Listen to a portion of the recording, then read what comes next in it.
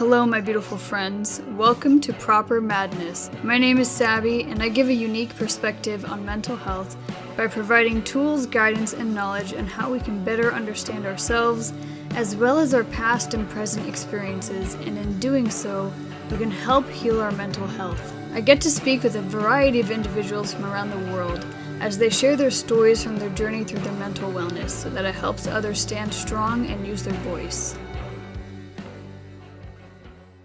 Welcome back, everyone, to Proper Madness. If you notice, I have a little bit of a lisp today. I got Invisalign like 3 days ago, so if I'm speaking a little funky or if you just don't notice, then that's okay. But today I have the lovely Pia, who is a very new friend of mine. We started bantering on Twitter, which, if you don't know, I'm now on Twitter sharing my unhinged thoughts. So we were bantering on Twitter. And we ended up just hitting it off, and it was a really beautiful kind of organic start to like a cool friendship. And then I asked her to come onto my podcast, and now, well, look, she's here. I will let her introduce herself though and tell you more about who she is and what she's about. Thank you. I love the banter. I mean, it's so nice when you can just connect with people energetically on a social media platform. It's a gift. I think Twitter, aka X, is really good in that way. Mhm. Really creates community and people feel more free to reach out and shoot the shit. So Yeah. I'm glad we connected. Thanks for having me on. Oh, of course. So I'm Pia, messy human and also creative coach and writer. An author of a book that I'm in the process of writing called the Welcome to the Creative Club, but I'll park that for a minute. So I work as a creative coach and partnering with visionary founders, executives, creatives, and artists, helping them give birth to their brands, creative ventures, ideas, projects, and really being a partner in creativity with them. And it's so rewarding, brings me so much joy. So many creative people. I think the fundamental premise is everyone is creative. If you're human, you're creative. So that's the elevator line of the work that I do. I'm originally from New York City, raised on the streets of the Bowery in Brooklyn, but now I live in Copenhagen. So I've moved around a lot in my life, and I've landed in a beautiful city, except now it's quite dark. And I'm just, happy to be here. That's a bit about me. We'll jump into it more. Yeah. Well, But okay. yeah. First and foremost. So, I feel like everyone has a different moment in their life where they jump into like what they end up loving to do, right? And whether that's like an adversity moment or some of the things that you've been through, can you tell me a little bit more about like some of your life and what prompted you in that moment to be like, you know what, I'm not happy where I'm at now and I want to change. And you can take that wherever you want to take it. Sure. That's a big question. It's an interesting one. Creativity has been a part of my life since I was a kid. My dad's an abstract painter. So if that's, he always says, he didn't choose art chose him. And so in many ways, looking at his life, I mean, it's not an easy life, especially in New York City, being an artist and, trying to figure out how to share your work, sell your work, survive, and do all the things. So there's a part of me that always looked at him like he's my hero. Like he followed his heart, he followed his dream, he sacrificed so much to do what he loved, from being a blackjack dealer for the mob, from being a security guard at MoMA. Like he's done so many different things to enable his art. That was also a little bit of a warning sign for me. It's like, oh, there's a heavy cost to creativity. So I think that shaped me in a way where I was free to express. My expression was writing and really bad drawing when I was little. So so it taught me a lot, and it was always a part of who I was and how I was raised. But I was like, I think the commercial route is what I'm gonna go. So find a way to, be creative professionally, but more commercially. I'm The short version of that is I ended up working in advertising and marketing. I did many different things beforehand. I produced an economic documentary in Bahrain. I dabbled Whoa. in a lot of different things. Creativity was the red thread. I worked for an NGO in Sri Lanka, or called Plan Communications and Marketing, like a lot of different things. But I think in the beginning, the thrust of it was really to use creativity for good. So how can I apply creativity for good in the world? Which led me to the dark world of advertising. No, I'm just kidding. And then at some point after graduating from NYU and having, a loan on my back and thinking, okay, like I could work at the UNDP in a contract role in New York City, or I could produce this economic documentary. And I just chose Bahrain, and that led like a whole travel and discovery across Europe afterwards. So, and I landed me in London, and I worked for agencies, brand agencies, digital agencies, creative agencies, and I just fell in love. Like, agency work. I mean, I'm a multi-hyphenate, multi-passionate. I think, again, most humans are, but very creative. So being in a space where I'm able to work on tons of different challenges, like every day, you have a different brief, you have a different client, kind of like a creative SWAT team.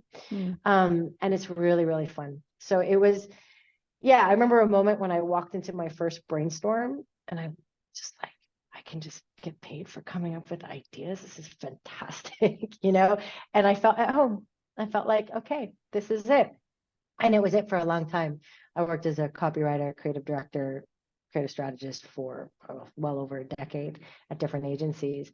And the last agency I was in, it was a purpose-driven creative consultancy. So I came back full circle. Yes. And so they believe in the triple P, creating a triple P impact, which is planet, people, and profit. And so worked for a lot of different clients. And it felt on paper, everything was great, but there was a part of me that was calling for something else, that was itching, like, before you go to bed. It's like, what would it be like if you applied creativity to your own business? So building your own thing, and I'm like, yeah, but everything's fine. This is good. I'm safe. It's comfortable. It's good. Like, I mean, it really was. It wasn't terrible. Some people are like, oh, 9 to 5, it sucks so bad. No, it's pretty good. And that's actually can be more dangerous because it can keep you like safe and staying, because technically it's not that bad. It could be better, but you don't know what's on the other side. So you stay in what you know, unbeknownst to me, a lot of this, right? So anyway, the big change for me that led me to jump and start Collective Studio, which is a conscious creation studio that I've built over 2 years now, was my mother passing away in 2021 during COVID suddenly.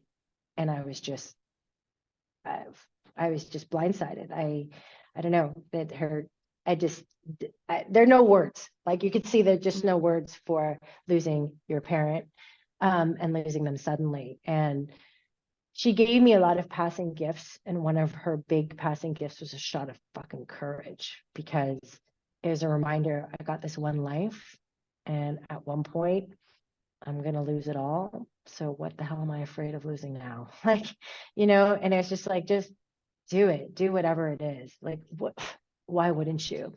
And so that shortly after, I was like, I've handed in my notice, and like, all right, let's go. Let's do it. Let's play. Yeah. So that was a big moment. And shot of courage. So then I jumped, and I didn't know what Collective Studio would be. I think this is such an important lesson that I really want to share with people. Is like, sometimes we really want to understand, like, what's the plan? What is it going to be? What exactly am I doing? Who am I talking to? What's my ideal client avatar? What's the thing? It's like, that's the mind just wanting to be certain. And I get it. It's very human. But I think there is so much creativity and grace and growth that's found in being able to be in the unknown. Like, okay, I don't know exactly what it's going to be. I have an idea. There are territories. There are things that I love. I have clients, luckily, but some are like in the coaching camp, and some are in this like the creativity I used to do. How are those two going to come together? I don't know. I'll just keep working. So I think it was through that process, which was very creative in and of itself, that I, like a year and a half later, started to connect the dots with help from a creative coach, because I got to drink my own Kool-Aid. Everything started to come together. So I think it takes time, and it just does. And it's a beautiful process if you learn to enjoy it. You're like, all right, it's uncertain. I don't know. Can I be with that? Cool. It's And I think that's a uncertain. lot about entrepreneurship, like you often don't know, and creativity. Any creative process, when you're in it, you don't know what the end result is going to be yet. How could you? Mm, You're in the creative process. You're in the process of like looking at the pieces, drawing it. You can't see the picture yet. And so you just got to trust and lean into yeah. it. I think So, there's so much I think there's so much to like so much gold in that like we can like totally pick apart. I think the first one was the shot of courage from your mom. What if you feel like talking about what was that from your mother that because there's a difference, right? Where sometimes people go through loss and they kind of let it like suffocate them, or they go through loss and they allow it to let them go and fall into what they're meant to do. What was the difference, do you think, in that moment for you, like mentally and emotionally, where you went, okay? it's interesting as you were speaking, something came up that felt very new for me. So I'm just going to share it. I Mhm, actually think in some way I wanted, sounds right, wanted to make her proud. like, mhm. like I'm going to take this and I'm going to do so much more. You know, I'm going to do Yeah. so much more, and it's going to be with your support, you know, and you're going to I'm gonna take this grief and I'm gonna fucking turn it into art. I'm gonna turn it into something big. I'm gonna go even beyond. I'm gonna make your death. I'm gonna make your death be even like my fucking launch pad. We're gonna do this together. Like there was some drive, there was some fire, there was some energy. Maybe I don't know. No, I don't want to say to bring meaning to it because that's not. But yeah, maybe make it mean something more. Mm, Show that she gave me even more in like something else in her passing that I was going to take with me and use and apply as a transformative creative practice in a way, yeah. right? So I think that's the first time I've shared that. So I think it just kind of came up. And the second thing is it was just a really like shoulder shake reminder that we have one life. I don't know why I always thought like death felt like this abstract concept, like, yeah, it happens to Mhm. other people. No, I'll be fine. Like, and then when it was so close to me, I'm like, oh my God, this is literally a thing. This is a thing. This is gonna happen. And it's just really sitting with that and being so close to it and experiencing it, seeing it with your own eyes. It just shifts, creates a shift within for me at least. So Yeah. I think it was a combination of both of those things of fire underneath me to be like, oh, okay, I'm gonna take this life you gave me and I'm gonna take it to the tilt. I'm gonna max it out. We're gonna do Yeah. it. My mom was a rebellious, wild, creative, you know, flawed like we all are, but amazing woman, right? So she always rebelled against the status quo, did her own thing, went for it. So that Mhm. I think that felt like the best way to honor her Yeah, was to I think also go for it. that's beautiful in that moment, right? To have that difference of like, no, I'm gonna take this moment and make it into art. Mhm. I'm gonna allow that story to be told, maybe not the story itself, but the story of that feeling to be told into something that creates purpose and then in turn kind of like a domino effect helps like so many other people without even Yeah. realizing it. Um, it's like the movie Butterfly Effect, oddly enough. You know, like it's always that it's like that one flap of the wing or that one Mhm. thing, that one split decision where like you're there in that moment and you have two choices. It's like either you let you stay the same, you decide to do something about it and create purpose from it. And I relate to that in so many ways. I think like and we had talked about this briefly, which I think it's funny that now it's coming up again, but through every loss, moment, disappointment, especially breakups for some damn reason for me. Um, because when I love hard. Like when Mm. I love someone, I'm in. And I'm like, I'm there, you know, I'm like the epitome of a ride or die by default. Um, and when that loss, any sort of loss happens and it's taken away from you, death is a different loss. You have a choice. You're like, okay, I'm going to turn this into art. I'm going to turn this into this. And so every perpetual moment or quote glow up or whatever you want to call it, internally, externally, doesn't matter. It's always been launched by one of those moments where something happened that shook me to my core that I didn't expect. And then it propelled me forward. And when I lost my grandfather when I was 19, he was like my best friend. And when I took a break from my platform for like 6 to 8 months because I was traveling Europe and living my life and doing the whole thing, there was a moment where I was like, I don't know if I want to come back. Maybe I'm just gonna go pursue the 9 to 5 thing and like be a stay-at-home mom. It's just a great that I want to be a mother someday. So I was thinking very, very long term, at such a young age, and I had a dream. My grandfather came to me in that dream, and he like we were having, and I made a podcast about this, and then I took it down for a lot of reasons, because I think I made it more for myself and less for people Mm, to listen to. And in that dream, we're sitting down having tea or coffee. I don't know what the hell we were having. The irony might be it might have been tea, and I just don't remember. Um, mm. and he sat there and he was like, "Who told you to stop going after your dream?" And I was like, "No one." He goes, "So then why did you stop?" And I woke up, got up, and came back to my like had made this like inadvertent plan to come back and just be myself and stop holding back. So I admire that moment that you told me about your mother because it hits me so hard with my grandfather was like a father to me for a long time. So I get it. It's those people who always believed in us the most when we didn't believe in ourselves that kind of just give us that push, in some way, shape, or form. I love how he came to you Mm. I get to give chills you every that time, push. like Yeah, I got the chills too. I don't know if you saw. I went like, ooh, I got chills when you were speaking. What made you stop chasing your dream? it was, I think it was like a when you're on social media, because when I took a break, I had like a good chunk of a following on Instagram.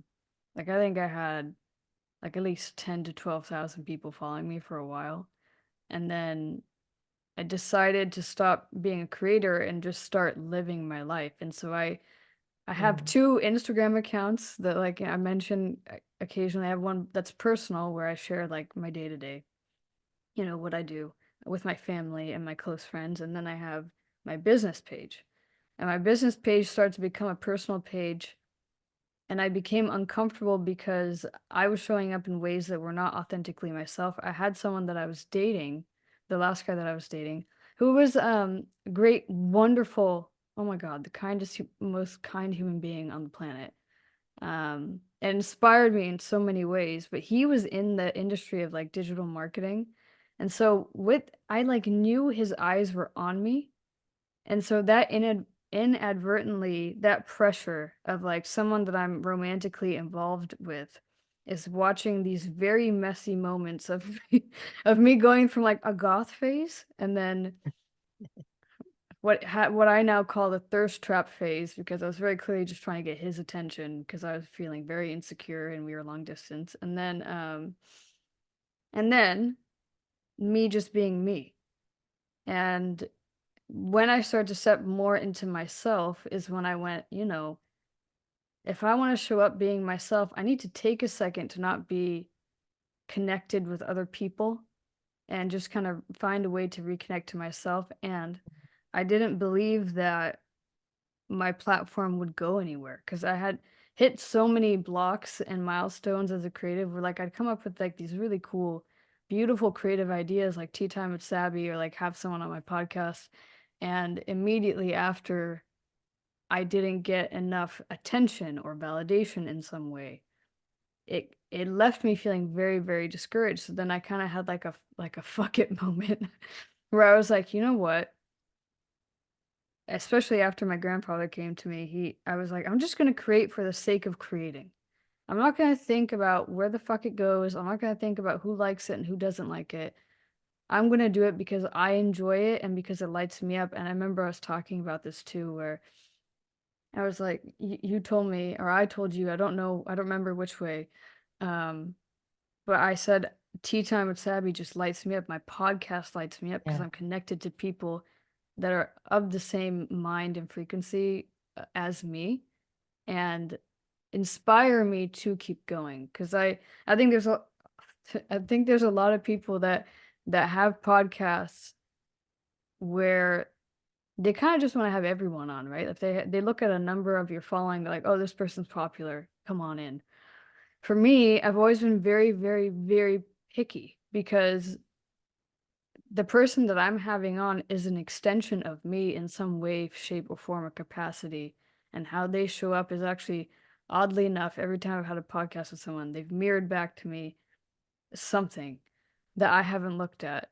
And then it Mhm. propels me forward. So I'm very intentional with that. And I think that intention stopped when I stopped pursuing my dreams. I was so focused on all these other things in my life that I didn't have a creative outlet. So then my analytical mind was busy doing God knows what else.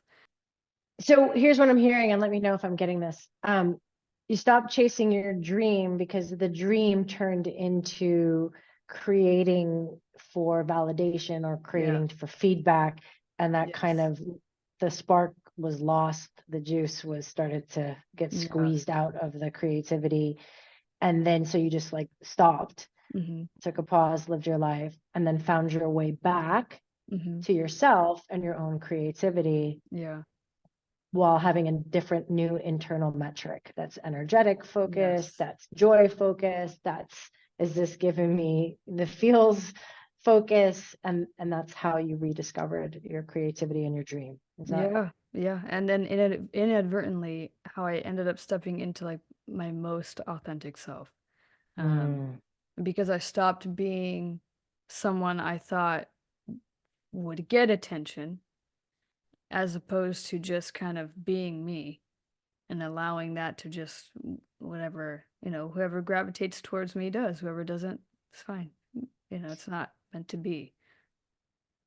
that's such an important lesson for all of us. Mm. Like I think there is no one else can do you the way you can. Like that Yeah. is your, I hate to, I'm going to use these words intentionally. That is your USP.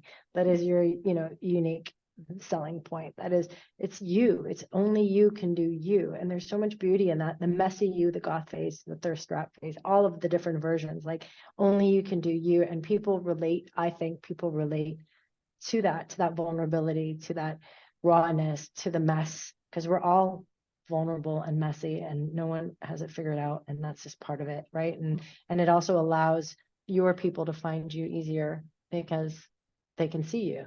It's like, oh, Yes. she's for me, that's great. Or oh, she's not, fine, that's okay. No one's going to be for everyone, hopefully, No. if you're showing up fully. So I think Yeah. that's so important, and it's also something that I live by, because your creativity will get choked if you're creating for a specific output, and it's like this work needs to do this, it needs to get validated, it needs to build my thing, it needs, and then you kind of lose sight of the joy of creating, and also a different purpose of creating, which is expressing yourself to hopefully impact another human being, right? Inspire, motivate, whatever the words. So I Yeah. think that's just so important. And it also keeps us sane. It keeps me sane, Yeah. not Oh, focusing on the external metrics, but really sharing what feels resonant and meaningful and valuable to me. what does feel resonant and meaningful and valuable to you when you create? Like, what does that look like for you? I mean, it looks Oh, like many different things. There, I'll just start by saying sometimes I think I'll look at X, for example. There's a certain language on social media platforms, and then you can just find yourself speaking this like language, mm, and I'm like, okay, some of it's a little short, so I try to take a pause and go, fuck it, I'm not going to schedule too much content ahead of time, I'm just going to go more wild west, so I can just be more raw, because it's a thing having a background in advertising and branding. It's so polished, right? So it mm, actually takes time, and I have to kind of remove the the polish layers. because Yeah. I know how it's supposed to sound or how it could sound, and it's like the one liner and the thing. So I have to challenge myself to disrobe a bit more and just share what's up. And that feels meaningful. It feels really wobbly. It feels vulnerable. It's like, like, am I really going to share that thing? And what really is lighting my fire right now, or lighting me up, is my field notes newsletter. I love writing, and I love writing the longer form. I've been doing it for a year. It's just grown, And I love feeling like I'm able to connect deeper with people, Mm. rather than just a few sentences. But that's cool too. I've just gotten a lot of joy out of it recently. And I just shoot from the hip and from my Mm. heart. Usually it's around the theme of creativity. I mean, I'm really passionate about debunking the myth that creativity is reserved for the chosen few, Mm. and inviting everyone to access and apply their creativity to like the biggest art project of them all, which is the design of their life. Oof. And that's what my book is. Yeah. So it's really, that feels very meaningful to me because it can create such an impact when we reclaim what's always been ours anyway. Why do you think Creative. people why do you think people end up shying away from it and think or believe that, they aren't creative or they don't have that creative capacity? Why do you think that is? Well, there's social societal stories about what being creative means. A lot of people think of like a beret wearing artist or someone a smoking bohemian, it's like there's like all these tropes about what it means to be creative. And that's why I like to use the word creative and not artistic, because that's a different thing. Mm. But creativity is who we are. It's how we live. It's like it's the recipe that you cook off the cuff. It's the way that you move when you walk into a room. It's the way you style yourself, the way you wear, the way you speak. It's like everything. It's like this is your creation. It's your creativity at play. The way you write, the way you do almost everything in your life when you step into yourself, when you're Mm. not emulating someone else or you're not trying to do what you think you should do. And so I think what gets in the way are like stories we've been told. And I'm trying to like bust those myths. Like, no, like that creativity is fueled by alcohol and drugs. No, actually, here's some neuroscience research that shows you that it's actually the opposite. So really just trying to rewrite the story. And then I think the biggest thing that gets in our way is that we just kind of forget, we lose our creative power, Mm. and we just forget that we are not only living in someone else's narrative, but we get to write our own story. Yeah. It's easy to follow the script, and then you Mm. forget that you've lost the plot and that you're just following what's been given to you. I think it happened to me for sure. I've lost and found my creative power multiple times over. It's also what I write about, and it's usually in those pivotal moments that you rediscover it, like just exactly what you described. Yeah. There's like a moment, there's when your grandfather came and there's something shifted within you, and it triggered that reclaiming of creative power. So often it's through those moments. Yeah. So I think those are some reasons why we can lose contact or connection with our own innate creativity. Mm. How do And I'm you, really if you ever lose your creativity, what is your way to, how do you come back and shift into that power within yourself? there are a few different ways. One is like checking in with your beliefs, like what's the story, what's the script? Like, is this true? Is it helpful? Like, what do you believe about life? What do you believe about creativity? What's the operating system?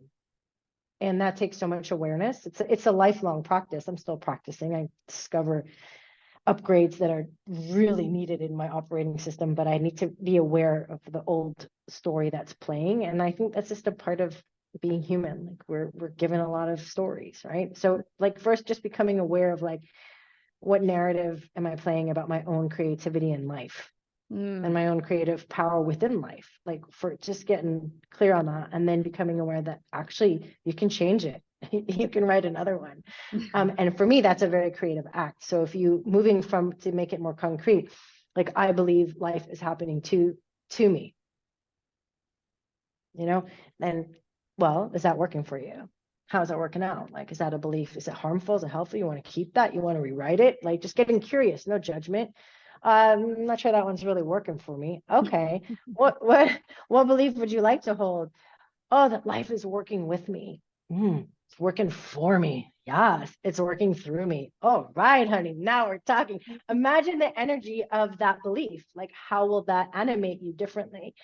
I think that that enables your creativity in so many ways. I mean, what do you have to lose when you trust that life has your fucking back? So I think that's the start, is kind of first, like, what is a story? What are the myths we're told? Getting clear on how they are actually creativity myths in the first place. Like, what makes it a myth? And then what's the story you're following? Are you following someone else's? And what's the one you want to write? And then sort of moving from there. So I think it's like a process. And that's kind of what the book does in every chapter. It kind of takes you through that process. I love that. Really inviting you to own it and redefining what creativity means as we go through it. And for me, creativity comes down to one thing, like, what is the one thing that you control in this life? My opinion. That's how you creatively respond to life. That's it.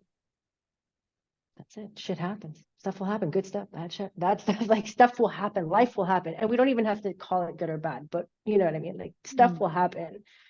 How do you creatively respond to that? That's your choice.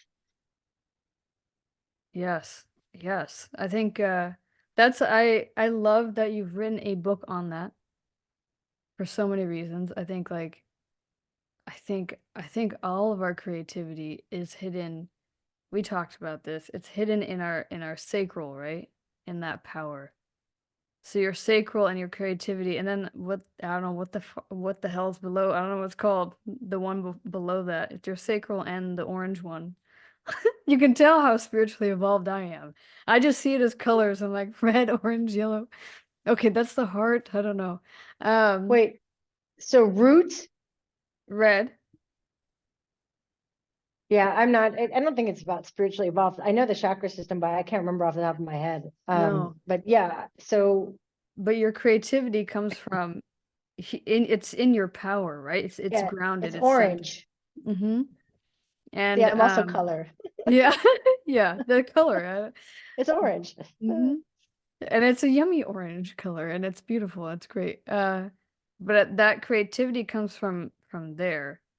And in those moments, those adverse moments that challenge us, we have we can either give that power away, right? This Yeah, is what I was thinking about exactly. when you said we can either give that power away, or we can take our power back from that, harness it, alchemize it, and shift it and create something from it, which I think is wonderful. I think that's as humans, sometimes I maybe wonder if like, and this is me getting deep, but I sometimes wonder if inadvertently we go through these adverse moments to really to create, to then inspire others to do the same, you know? It's just to acknowledge what you just shared is what the story I heard you tell about your grandfather. Mm. Thank you. It's beautiful. Yeah, it was the same, I think, with your mother's loss though as well. I think Same. we all have those moments. I think, and like you said, like life. That's life. It's Um, life. Things you will can't pre happen. yeah, you can't predict it. It's what you do with those moments instead of allowing it to do something to you. Mm. Um, Flowing with the currents of change, if you will, as opposed to like trying to bloody swim upstream and then that's it. You're gone. You're lost. Just flow with it. I think it'll help you in so many ways. One thing that came up for me when you were talking that I really want to know is what was a story that you or a belief that you had that you would like to share that helps you propel into back into your creative power, that maybe like you had a belief system where you're like, okay, a story that you were telling yourself coming from whatever moment it might have been, to help you shift. Sure. I grew up in a very chaotic environment. I moved around. I went to 5 different elementary schools, like 5 different high schools, and I moved around all the time. My mom, bless her, former hippie, so super open artist. If she baked brownies, they're going to be hash brownies. New York, kind of like, bohemian. She was a model, beautiful, but lived a very like free, open, she wasn't your classic apron mom in any way, shape, or form. And my dad's an artist, and he had his manic like ups and downs. And my whole point is I kind of, as a kid, never, and my mom drank too, so she would party, and I never kind of knew what was coming at me.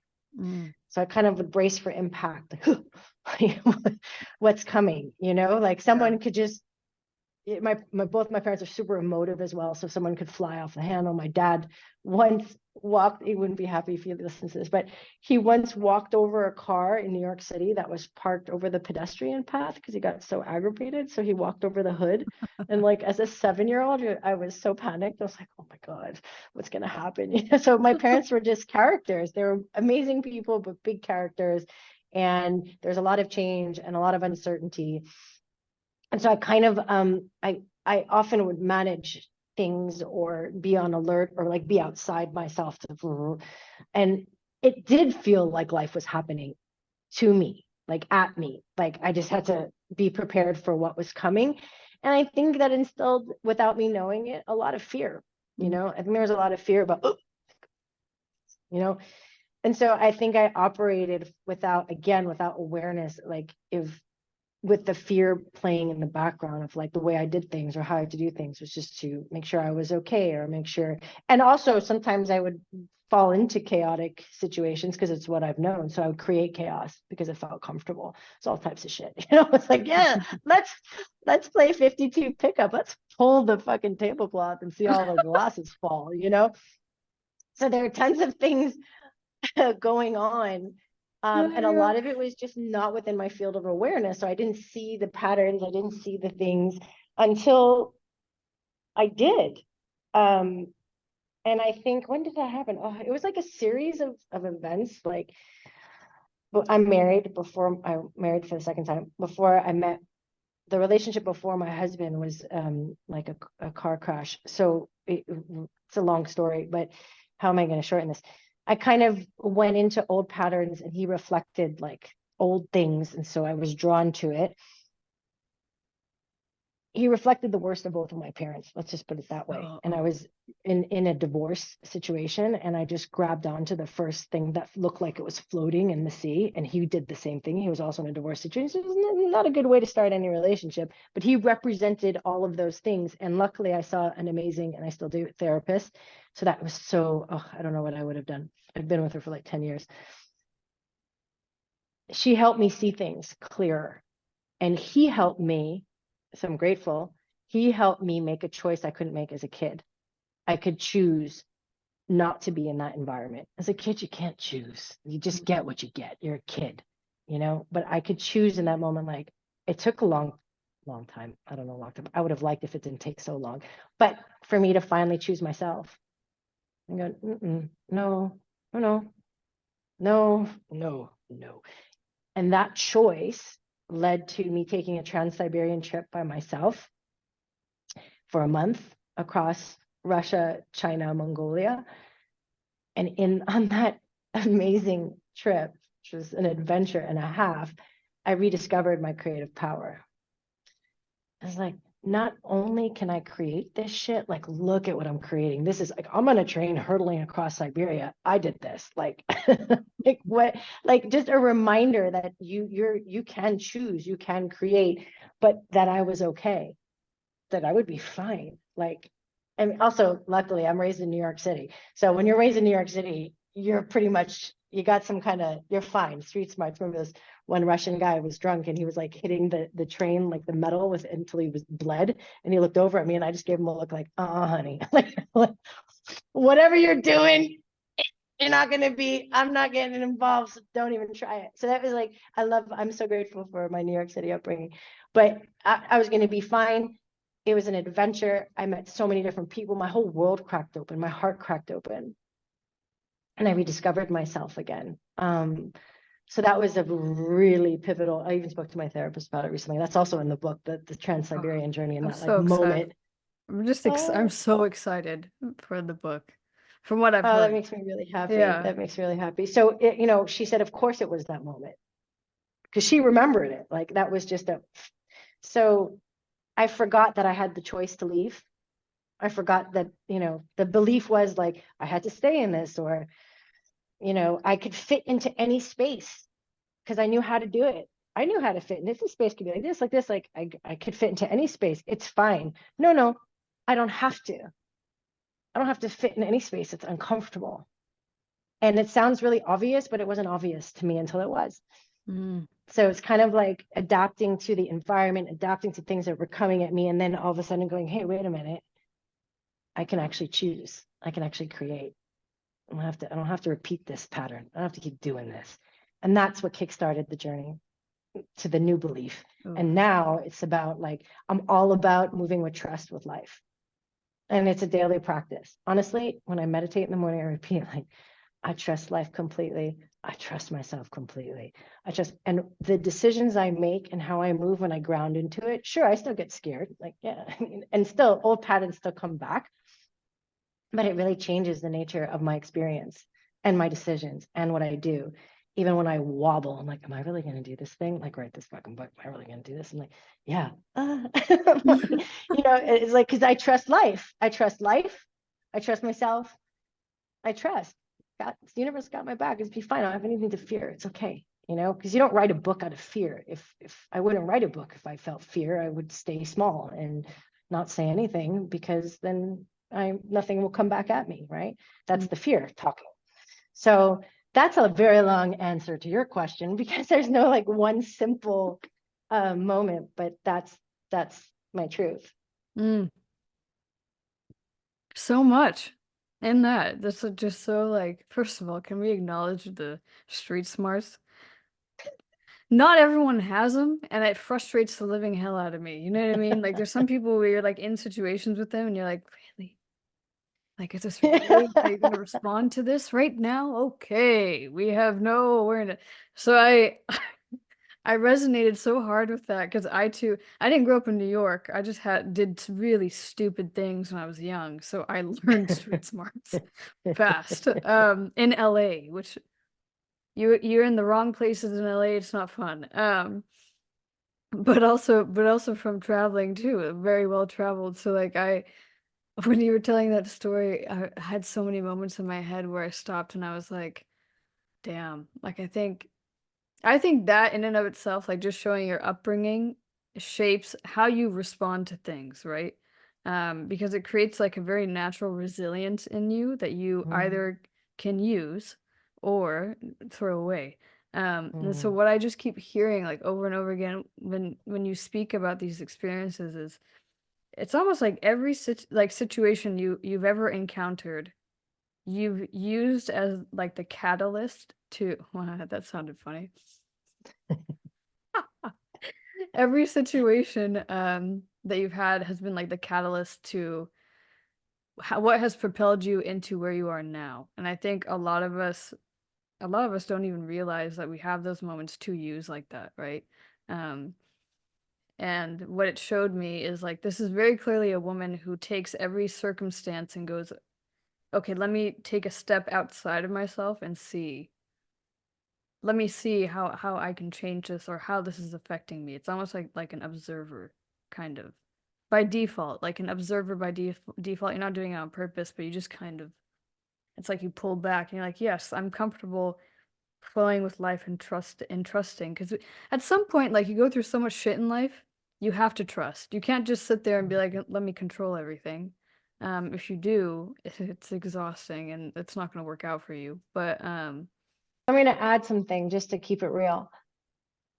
I can't believe I just said that. It feels so 90s. Anyway, when I wasn't always an observer. Like when I was in a dark place with my ex, like I was in a fog. I was drinking, I was hanging out, I was partying, I was working really hard. I was doing everything to escape and avoid what I needed to face yeah. and what I needed to feel.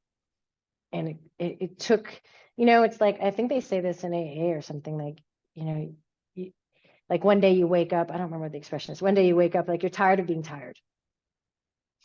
So sometimes it's a series of small, subtle shifts, and sometimes it's a big transformation. So one day you just wake up and like, I'm tired of being tired. I will say this, partnership for me is everything. Like having a therapist, having a coach, having friends, having a support system around you. Like we don't have to do this life thing alone. We're not meant to. And for our own growth, for someone to be able to shine a light on our blind spots, to be able to see us, to be able to hold us, just to be there, even when you're going through it, even when you're a mess, even when it's dark, is everything. And I wouldn't have been able to do the work that I've done without that. I didn't do it alone. And that's why I'm so grateful to also do the work I do with other people, because it means so much to me. And I really believe fundamentally that we're meant to grow in partnership. Partnership's a big word, so it can mean many things, but we grow through connection, just like we grow in our friendship. I'm able to see you, see me, we discover new parts of ourselves, we fuck around, we joke around, but we have joy in it, but we also are able to go deeper and see ourselves and the other differently and reflect that back at them. So I just wanted to throw all of that jumble of words into it to No, say that it's a process, and sometimes you have to be who you're not to discover who you are. dude, just that's a wrap. That was like a beautiful. Oh man. Yeah, no, it's true. I think like you're never gonna be who you are immediately ever in life. It's not. I don't think life is designed to be that way. I think it's like everything, every step that you take is just leading you further and further to who you're meant to be and who you are. Because we have all, Amen. yeah, we have this conditioning, these stories, these narratives, just like hardwired into when we're young. That I think part of the journey is just kind of moving through that to see what's on the other side. Because a lot of people don't even want to get to the other side. They're like, what? I'm really comfortable with this. I'm really comfortable with these stories, with these narratives. The other side is scary because I don't know who I'm going to be, but like it's in that little Exactly. gap, like in that little moment Exactly.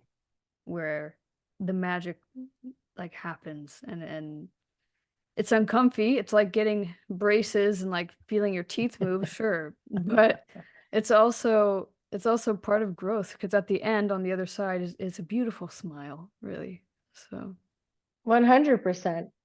And I think that's a sign, like it's good to recognize or normalize that, change, growth, it's uncomfortable often. No, mm. I would say always. Like when you stretch into your who you're becoming and you're not sure exactly who that is yet, and you're kind of in between these two places, and it's wildly uncomfortable. You feel like you're everywhere and nowhere. Like, who am I? What's going on? Where? But just again, building your capacity to stay in the unknown and the discomfort and the uncertainty, and trusting that it's part of your own creative process, and that there will be, what did you say? Change is constant. A while ago, you said something about change. Ride the waves of change. That's The what you currents said. of change, yeah. The currents of change. If you're riding the current of change, this will also change the discomfort. And then something else will follow, and then that will change, and that will change. Nothing is permanent. No state is permanent. Fact. So you can be with it, especially if it's in your service.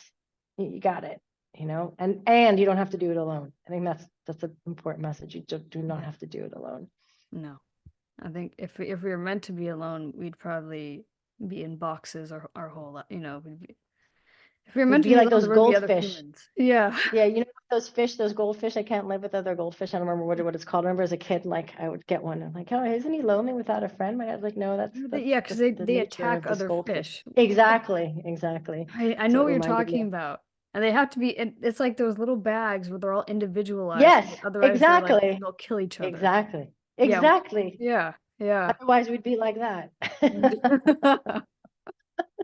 I truly appreciate you coming on and doing this podcast because I love when conversations like this just happen organically and you're not thinking about it. It just flows. And I really appreciate learning more about like the depths of your mind and your creativity. And I'm very excited for your book. So if you want, please feel free to tell people how they can find you on the interwebs and I all will. the things.